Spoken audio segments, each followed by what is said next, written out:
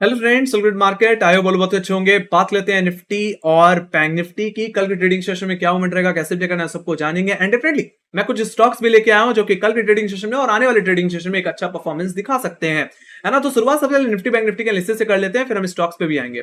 तो शुरुआत सबसे पहले अगर निफ्टी से कर लूं पहले, तो देखा जाए तो आज निफ्टी में एक मजबूत शुरुआत हुई, गैप अप हुआ। और जैसे हमने कल के ट्रेडिंग सेशन में बोला ही था कि अगर गैप अप हो और आज के हाई के ऊपर सस्टेन कर जाए शुरुआती 15 मिनट, तो खरीदारी की जा सकती है। और देखा जाए तो कमाल की बाइंग आई और 24,700 733 रुपए के लेवल्स भी देखने मिले और उसी के करीब इनकी ओवरऑल क्लोजिंग भी देखने को मिली। और मैं यही कहूंगा कि निफ्टी का जो ट्रेंड है वो मजबूत है। आईटी सेक्टर का साथ तो मिल ही रहा है, साथ ही साथ लार्ज कैप में और रिलायंस जैसे स्टॉक का भी साथ मिलता हुआ दिख रहा है। तो मेरा मानना है ये तेजी यानी कि अब एक्सटेंड होके 24,850 और कहने की 25,000 की तरफ भी अब जाती हुई दिख सकती है। तो मैं तो यही कहूंगा ओवरऑल कि जब तक निफ्टी 24,600 24,500 रुपए के ऊपर है, तब तक हम कहेंगे बाइंडिप वाली सिचुएशन आराम से प्ले करके चल सकते हैं। कल के रेंज की अगर बात करी जाए तो जो मैं रेंज एक्सपेक्ट कर रहा हूं 24,700 से लेकर के 24,600 की एक्सपेक्ट करके चल रहा हूं एज पर ऑप्शन चेंज। जिसमें अपर लेवल्स को अगर डिस्कस कर लिया जाए तो 24,700 इमीडिएट बेसिस पे कॉलेटर का लेवल था और आज देखा जाए तो पूरे दिन इसी लेवल के इर्द गिर्द निफ्टी ट्रेड करता हुआ दिखा। तो ये इमीडिएट हर्डल रहेगा। सेकंड हर्डल डेफिनेटली है 24,733 जो कि आज का हाई है।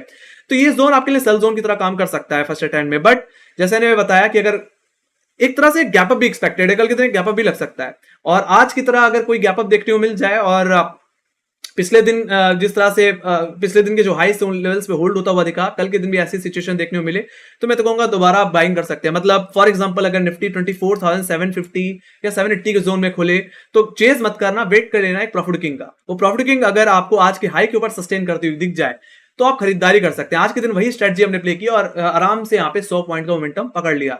तो ऐसा हो सकता है कल के ट्रेडिंग सेशन में भी ऐसी सिचुएशन बने और उस हिसाब से निफ्टी यानी कि अपने नेक्स्ट हर्डल नेक्स्ट टारगेट 24,800 की तरफ एक्सटेंड होता दिखे। टेक्निकली 24,850 का लेवल इसका रेफरेंस मैंने ले रखा है गाइस 2 अगस्त के हाई से, तो वहां तक की स्विंग आपको प्ले करने को मिल सकती है इंट्राडे बेसिस पे। बाकी यस एक क्लोजिंग कहने की पिछले दिन की हाई के ऊपर अगर ऐसे ही मिलती रही तो मुझे लगता है 25,000 भी आपको देखने को मिल जाएंगे। देखा जाए तो एक गैप भी पेंडिंग पड़ा हुआ है गाइस जो कि 2 अगस्त का ही है, वो जो कि ऑलमोस्ट 150 पॉइंट्स का है। तो उसको सेटल करने के सेंस में 25,077 के लेवल्स भी देखने मिल सकते हैं जो कि प्रीवियस ऑल टाइम हाइस हैं। तो ट्रेंड मजबूत है गाइस, कोई खास दिक्कत मुझे देखने को नहीं मिल रही। बाकी जहां तक बात रही फ्लैट ओपनिंग की, तो आपको यहाँ पे देखना पड़ेगा कि आज के हाई के ऊपर सस्टेन कर रहा है कि नहीं कर रहा। कर रहा है तो आप फॉलो अप बाइंग एक्सपेक्ट कर सकते हैं, अदरवाइज इमीडिएट बेसिस पे तो ये आपके लिए हर्डल की तरह ही काम कर सकता है। अगर ऐसा होता है तो ये गिरावट निफ्टी को अपने प्राइमरी सपोर्ट इमीडिएट सपोर्ट यानी कि 24,600 के लेवल्स तक ले जा सकती है जो कि आज का लो है। और देखा जाए तो 24,600 के लेवल्स पे काफी अच्छी पुट राइटिंग भी देखने को मिली है। तो अगर ये लेवल्स अगर आपको इंटरडे बेसिस में देखने को मिल जाते हैं तो इस एरिया से भी एक रिवर्सल पैटर्न क्रिएट होने पे आप खरीदारी करके चल सकते हैं। नीचे 10-15 पॉइंट का ऐसा लगाइए और 24,700 24,730 रुपए तक के टारगेट के लिए मतलब आज के हाई के लिए प्ले कर सकते हैं। अब जहां तक बात रही बिकवाली प्ले करने की, तो बिकवाली के लिए 24,600 के लेवल का टूटना जरूरी है।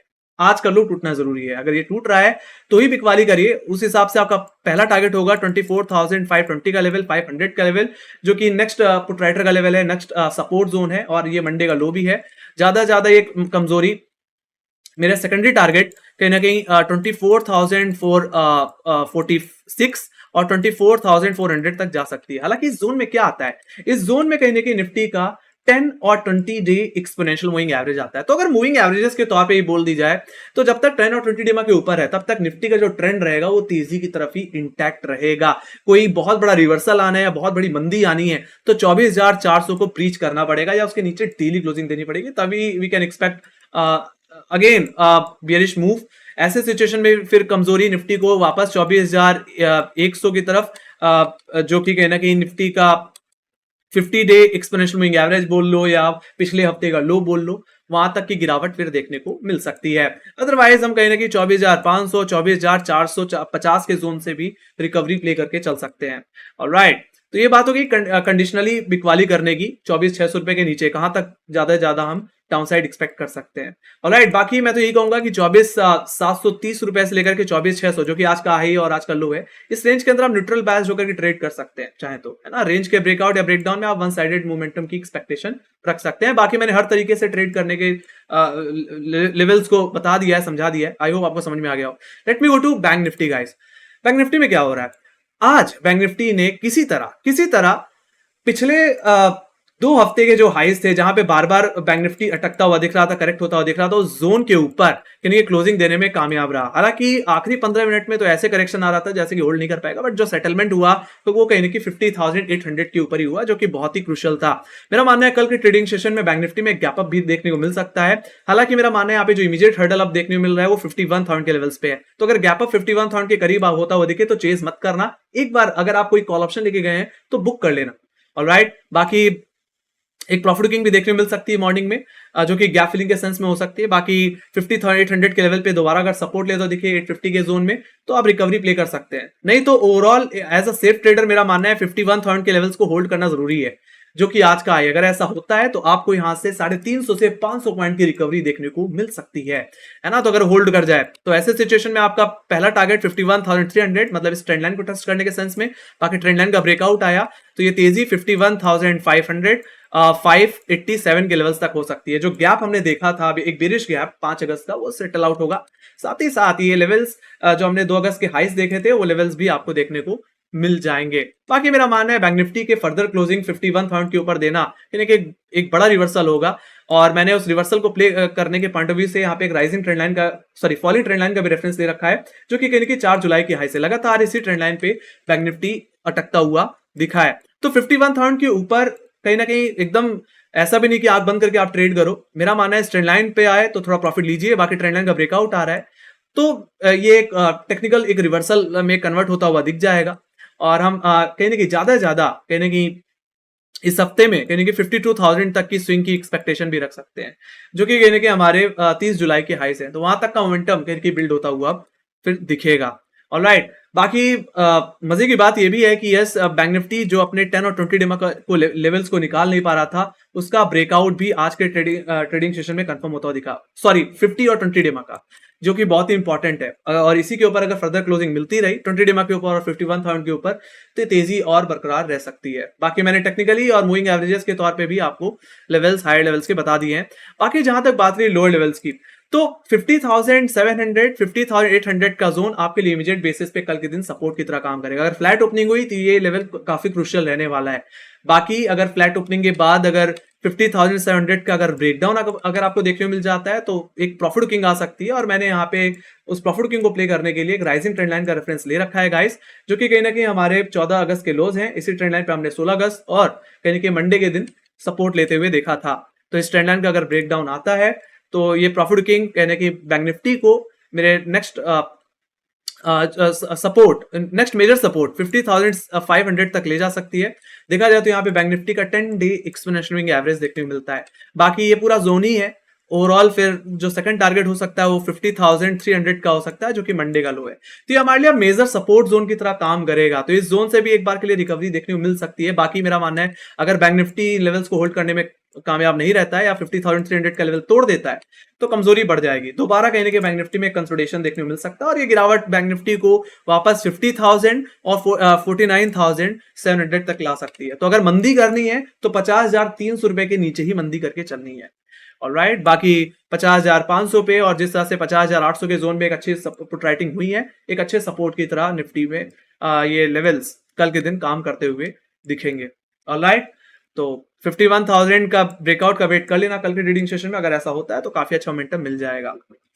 तो ये बात हुई गाइस बैंक निफ्टी के अपर और लोअर लेवल्स की, किस तरह से हमें प्ले करके चलना है। Alright, so let me go to some stocks. कुछ स्टॉक्स देख लेते हैं जो मुझे पसंद आ रहे हैं। शुरुआत सबसे पहले इंडिगो से करना चाहूंगा। इंडिगो में सीधे चलते हैं आवरली टाइम फ्रेम में, और अगर यहाँ पे स्टॉक को अगर ध्यान से देखें तो स्टॉक में एक अच्छी खासी करेक्शन हमने 4500 के लेवल से देखी थी। और देखा जाए तो पिछले कुछ हफ्तों में स्टॉक ने 4200 के लेवल्स पे बहुत ही मजबूत बॉटम क्रिएट किया हुआ है। इससे पहले भी स्टॉक इन्हीं लेवल से रिकवर होता हुआ भी हमें दिखा है। तो मेरा मानना है वो बॉटम क्रिएट हो चुका है। और मजे की बात यह है कि स्टॉक अब अपने 20 डे एक्सपोनेंशियल मूविंग एवरेज के ऊपर सपोर्ट लेने लगा है। इससे पहले 20 डेमा पे ही लगातार यानी कि रिजेक्शन दे रहा था। जो रेड लाइन आप देख पा रहे हैं, 20 डेमा। तो अब यहाँ पे मेरा मानना है कल के दिन आपको नजर रखनी चाहिए।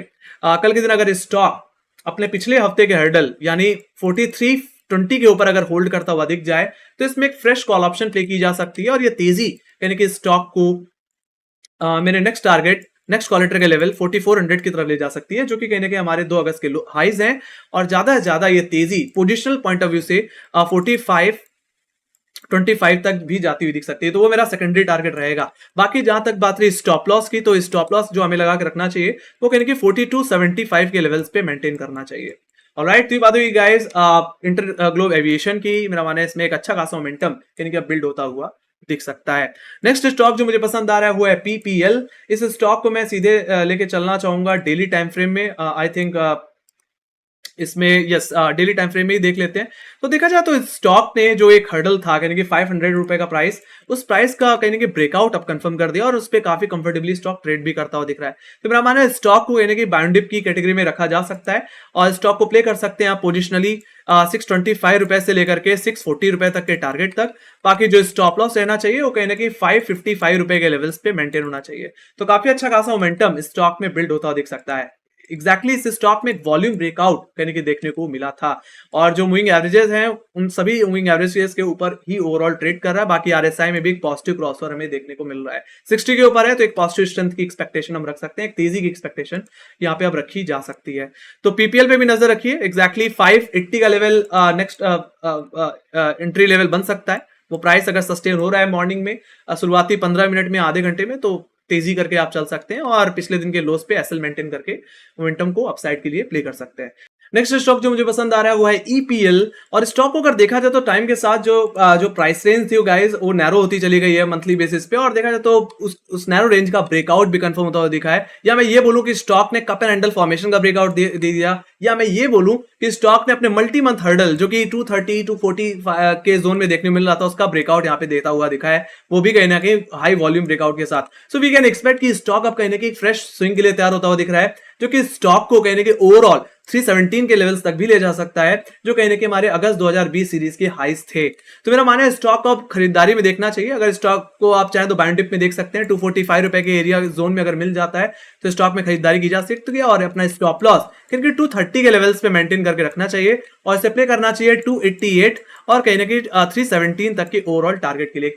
एक तरह से यहाँ पे एक पोजिशनल से शॉर्ट टर्म बेसिस का जो व्यू है वो लेके चला जा सकता है स्टॉक में, है ना। अब देखा जाए तो स्टॉक इसी महीने में अपने 10 और 20 डे का भी ब्रेकआउट कंफर्म करता हुआ दिखा है। तो एक अच्छी खासी तेजी, एक अच्छा स्ट्रेंथ इस स्टॉक में अब देखने को मिलता है। We can expect some more upside in this stock. तो ये कुछ क्वालिटी स्टॉक्स थे गाइस जो कि आने वाले दिनों में और आने वाले हफ्ते में एक अच्छा आउट परफॉर्मेंस दिखा सकते हैं, एक अच्छा प्रॉफिट कमा के दे सकते हैं। तो अगर आपको मेरी एनालिसिस पसंद आई हो तो make sure guys like share subscribe जरूर दबा देना। अगर आपके कोई क्वेश्चन है या कोई फीडबैक है, कोई सजेशन है तो कमेंट सेक्शन में लिख के जरूर बता सकते हैं। बाकी फॉलो कर सकते हैं इंस्टाग्राम, ट्विटर, फेसबुक और टेलीग्राम पे, जहां पे मार्क्स रिलेटेड अपडेट्स हम देते ही रहते हैं। लिंक आउट डिस्क्रिप्शन बॉक्स में मिल जाएगी। इसी के साथ thank you very much for watching. Bye bye guys, take care guys, love you, bye bye.